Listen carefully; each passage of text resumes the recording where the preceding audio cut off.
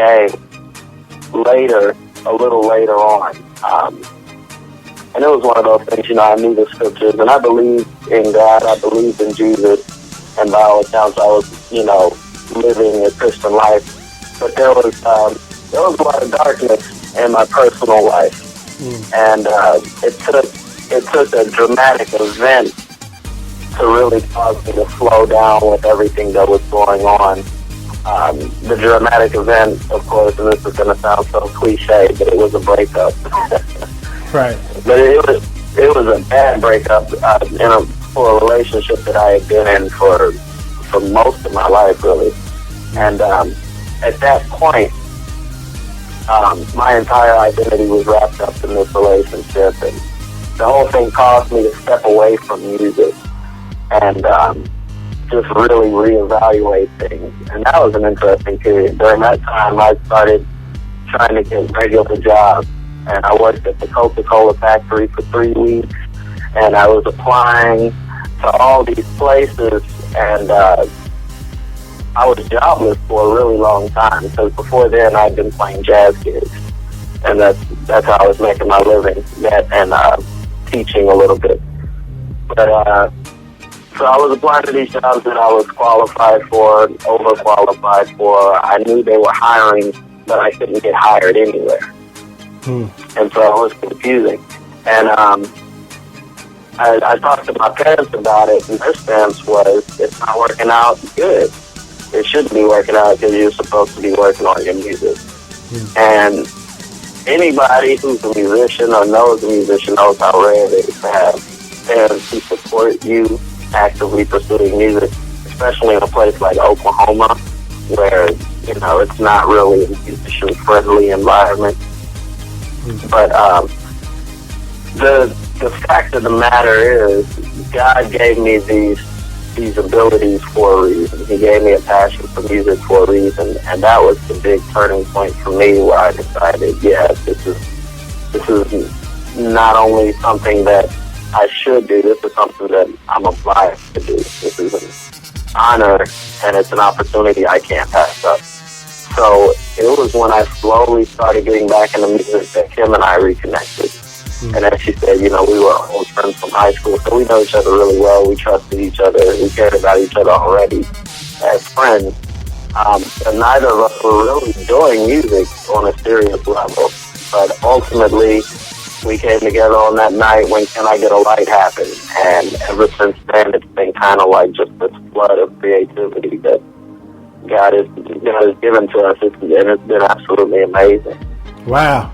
Well, talk to me, man. How did it go from just working together to getting married, man? Come on, quickly share that with me, man. What did you do, brother?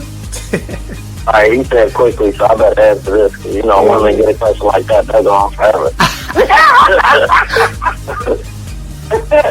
Well, honestly, the love was brewing before we were working together.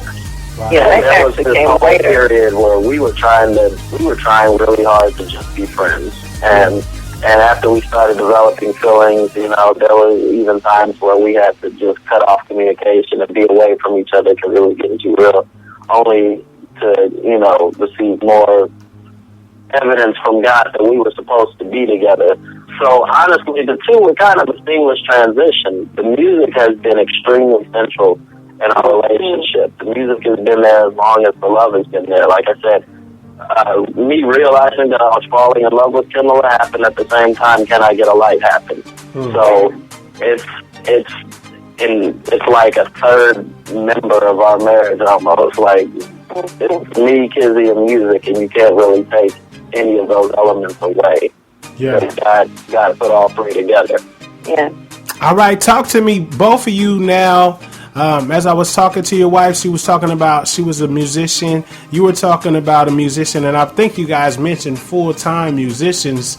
How do you do that in today's music where, iTunes is popular? Some people make money off iTunes. Some might do songwriting. What is the way that you guys are able to make a living? Well, we're gigging like crazy. Right. Every opportunity we get, perform somewhere, we pretty much take it, and that's how we're surviving. Because the iTunes really is a great buffer, a great supplement to what we're earning, but really we're paying the bills by getting out there in front of people and performing this music. Yeah, that's really true. Although it's taken a lot of creativity and it's taken a lot of flexibility.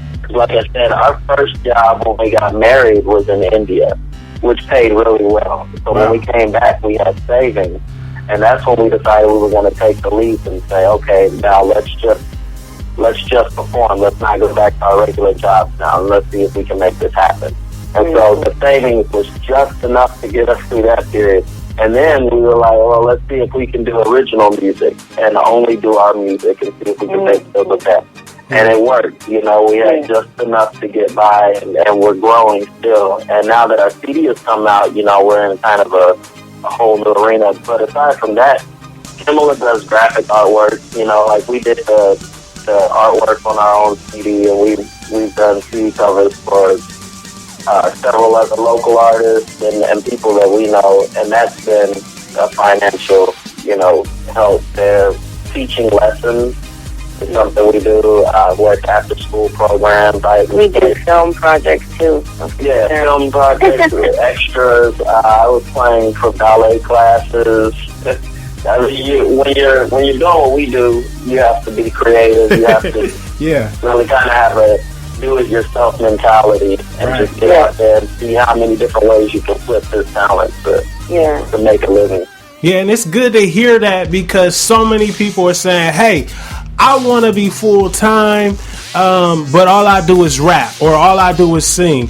But like you guys said, man, there's a great ways. You just heard some of the things that they said that they do to keep going, to even break even at times. And everybody that's doing music and doing it full time, they may not be making the best money, but they have to learn how to just figure out how to utilize that gift in as many ways as possible. Let's go to this song called That Ain't Right. Kizzie, what is this about? It's about the injustices of the world, honestly, very, very simply. I know when I wrote it, the way I write, the music always comes first. I sit down and I get on the keyboard and I tinker around and I create a track I like. And then, it just kind of takes its own form. I let it play and loop, and then the lyrics come, and then I've written the song. And this came to mind. I will say that while the song is not particularly about anything specific that happened to me, it is loosely based on things that I've either witnessed or experienced. First verse, is talking about our Lord and Savior. And then the second verse is just honestly about hate. It just covers hate. It can be interpreted in different ways. And then the third verse, I'd say, was even most particular. It was inspired by a young woman, a friend of my father's, who died just prior to the surgery that she was supposed to get. But it came too late because insurance was, insurance was too high and she couldn't pay for it. And people worked on her behalf to help her get the surgery, and they finally scheduled it, and she died right before it, Wow. So it's literally something that... All right, man, so let's get into that song, That Ain't Right, by Adam and Kizzie on Yadah the King Radio. Let's check it out.